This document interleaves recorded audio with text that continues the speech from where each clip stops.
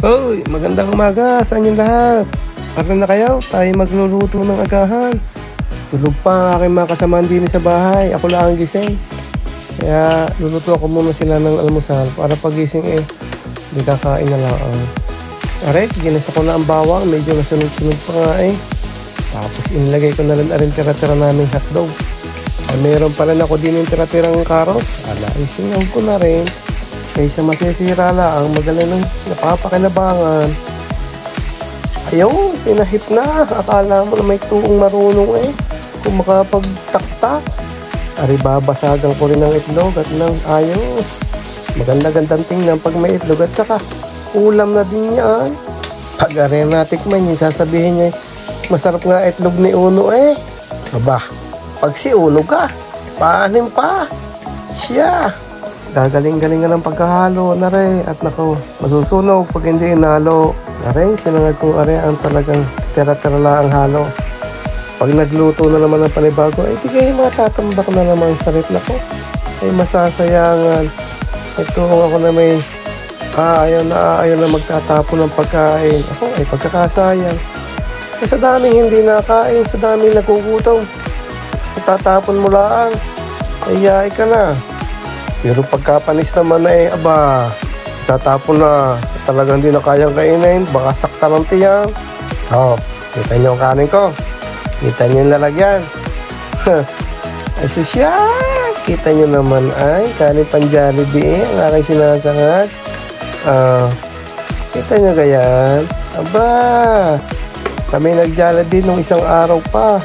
Pinaparami ang order ng kanin. Hindi na ubos.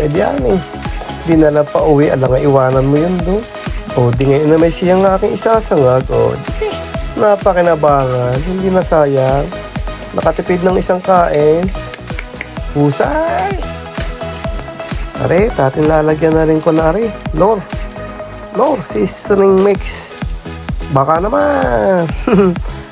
Are, ayos din nga rin panlagay na are malasa. Kaya gustong gusto ko rin. Saka siyempre, aring chicken powder na huwag na alisin. Alisin mo na ang kanin sa iyong sinangag. Huwag kang chicken powder. Yun, nilagyan ko na rin ng paminta at saka kaunting asin. Ayos na yan. Malasa na yan sigurado. Di yung gagawin mo na lang, di aalagaan mo ngayon sa halo yan. Kaya ng pag-aalaga ko sa kanila.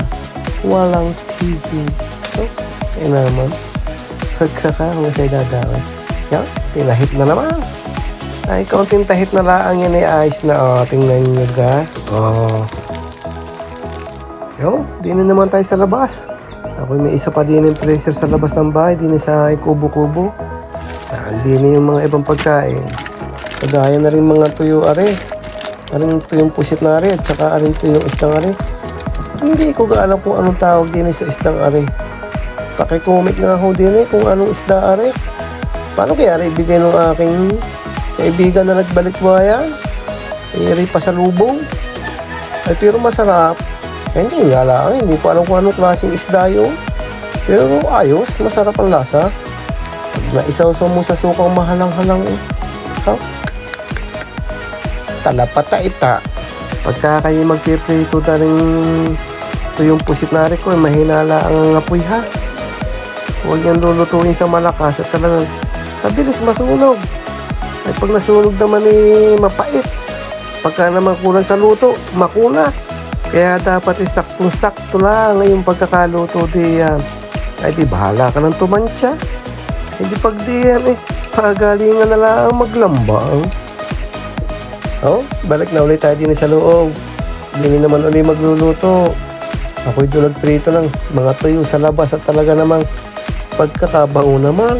Pag di ko niluto sa loob ng bahay, siguradong pagkagising ng mga kasama ko sa bahay, salit na ako'y katuwaan, baka ako'y napagdali pa, naipabarangay pa.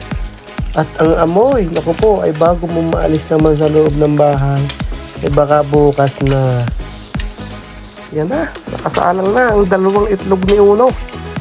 Ayos na yan, pag nabudburan ng kaunting asin at saka kaunting paminta, yun na yun. Babalik ka rin mula ng isang beses yan para maluto-luto yung kabila. Husay na yan. Hindi namin sadyang ganyan lang luto. Malasado. Yun, nakasundo rin ng pagluluto. Aba, madami-dami din yun. Biruin mong meron akong sinangag. Meron akong piniritong tuyo. Meron akong piniritong tuyong puset. Oh, meron pa akong piniritong itlog. Oh, ay di kay kadami. Ay syempre, ako na rin ang maghahain. Ay mga tulog pa nga eh. Oh, ko, digay ka. Kaso swerte eh. Parang nakatama sa luto eh, kahit walang taya. Oh, aragay, pwede na sa inyo kaya. Pwede na rin almusal. Ba, sa akin na rin, Husay na Husay na.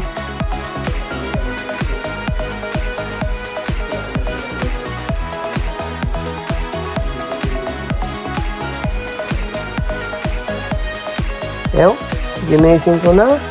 Sabi ko eh, parin na kayo. Tayo kakain na. Bangon na kayo dyan. Mahina lang ang aking busis at baka sila magising. Kaya naman sila mga gayong mga puyat din naman. Mga galing di sa trabaho kagab. Di kay. Sasabihin masarap pa yata ang matulog kaysa kumain ng almusal.